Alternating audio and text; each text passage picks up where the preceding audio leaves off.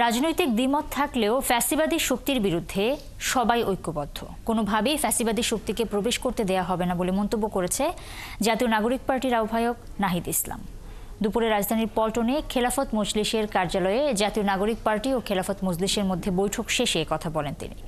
এ সময় নাহিদ ইসলাম বলেন, বাংলাদেশে এখন গণতান্ত্রিক পরিবেশ বিরাজ করছে, সবাই মত প্রকাশ করতে পারছে। বৈঠকে দুই দল ৮টি বিষয়ে ঐকমত্যে পৌঁছায়, যার মধ্যে রয়েছে ২৪ জুলাই অভ্যুত্থানে শহীদদের মর্যাদার সাংবিধানিক স্বীকৃতি, আহতদের সুচিকিৎসার ব্যবস্থা এবং পরিবারকে পুনর্বাসন, গণহত্যার দায়ে ফ্যাসিবাদী দল হিসেবে আওয়ামী লীগের বিচার, আলেম উলামা সহ রাজনৈতিক নেতাকর্মীদের বিরুদ্ধে দায়েরকৃত সকল মিথ্যা মামলা দ্রুত প্রত্যাহার, মৌলিক সংস্কারের জন্য ঐকমত্যের ভিত্তিতে জুলাই সনদ প্রণয়ন করে দ্রুত সময়ের মধ্যে নির্বাচনের ব্যবস্থা।